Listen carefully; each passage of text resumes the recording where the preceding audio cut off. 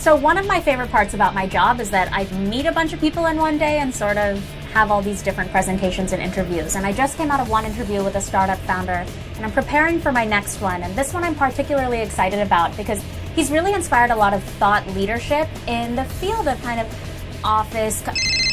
Sorry, just one second, it's important. Hi, boss. Yeah? Oh, the location changed. Aruna Asif Ali Marg. Yeah, I can do that. Okay, see you there. Driver, stop the car.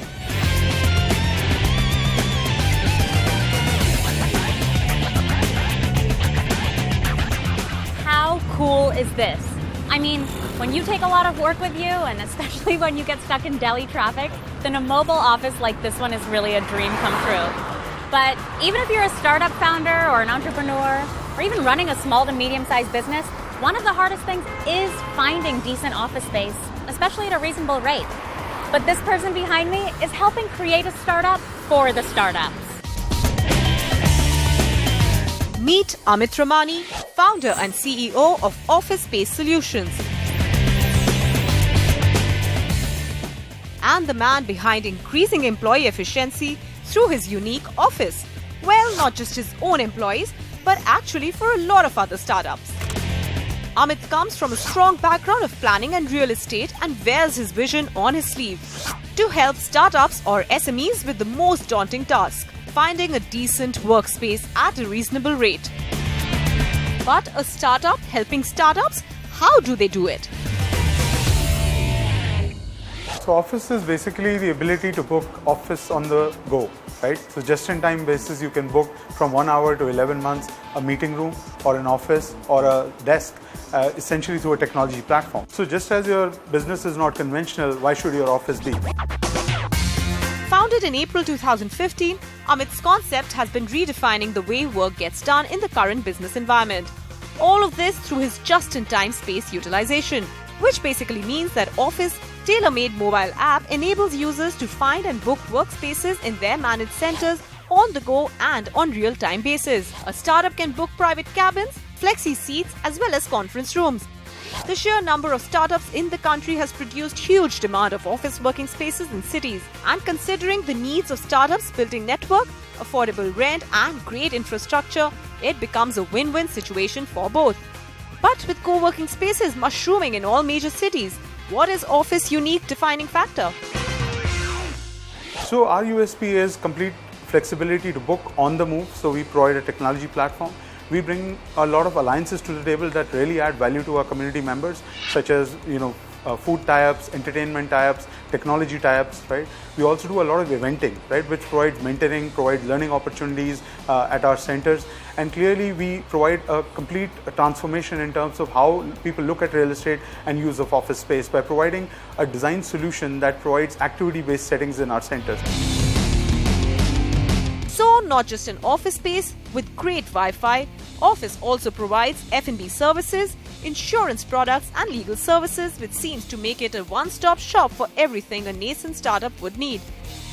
But we have some burning questions that we want answers to. Co-working spaces are becoming central to startups. How is Awfis going to capitalize on this market? Are new age co-working spaces and business centers changing the work culture in India? Does Awfis have a scalable business model? What makes you sure that Awfis is going to grow and continue to work? So just in a matter of 12 months, we have gotten about 82% occupancy in our centers. Some centers run at 100% occupancy, right? And some of these centers are vintages of 1 week old to about 12 months old, right? So we've gotten a really good response from the community, and our community is basically making us successful, right? And we are continuing to see a lot of traction around it from SMEs, from startups, and even now from corporates. So we feel this is a hugely scalable model and has a lot of potential going forward. Now, Awfis does compete with co-working spaces across the country, and I know they're on the rise. So can you talk about who your real competition is? Competitors are the business centers which already existed, also the co-working guys that are coming up. So that's why we created our own category called Pro Working.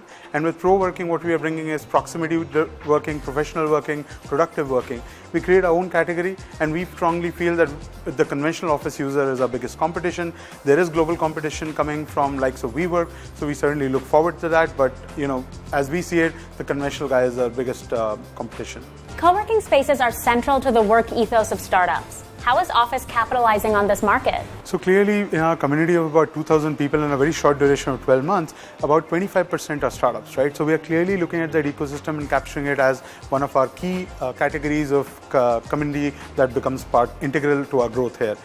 So clearly, with the startup ecosystem growing, our community and our office centers will grow as well. How are co-working spaces changing work culture in India? So co-working, if you look at co-working, in 2006 there were 2 centers in the US. Today there are over 10,000 centers, right? We are looking at a growth which is happening 50% year on year, right? So clearly a category has been created and people are adapting it. Like look at our growth here, right? In 12 months we have over 2,200 members working out of our 13 different locations and growing very, very fast. So clearly it's a category that's gotten created. Now we call it Pro Working because we feel that it's not just for the startup ecosystem, it's for SMEs, it's for also the corporates, right? So it's a new way of working, and clearly co-working is here to stay.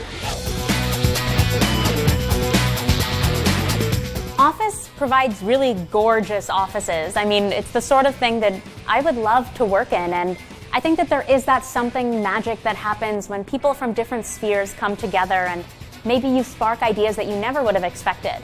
But the fact of the matter is that WeWork is coming to India, and WeWork is a giant in the US. It's really leading the co-working space revolution, kind of started it. And so I wonder what will happen when that encroaches on this territory. Will Awfis be able to survive? We'll have to see. Anyway, that's what I think. Let's hear what the mentors have to say. Our first mentor is Neeta Kapoor, head at India New Ventures, News Corp. Neeta is leading VC Edge, a research platform that provides data to professionals that are a part of the investment ecosystem. Neeta has over 2 decades of experience in communications, marketing and brand building. Meet Ashish Taneja, co-founder and managing director of GrowX Ventures, an early-stage investment firm. Ashish works with a plethora of startups very closely and has a keen eye to spot the one in a million, or in our case, in a billion. The idea of Awfis is great. It's not original. It's been done before. In fact, a lot of accelerators and incubator programs are already offering that. One advice for Awfis is get more offices under management as fast as you can.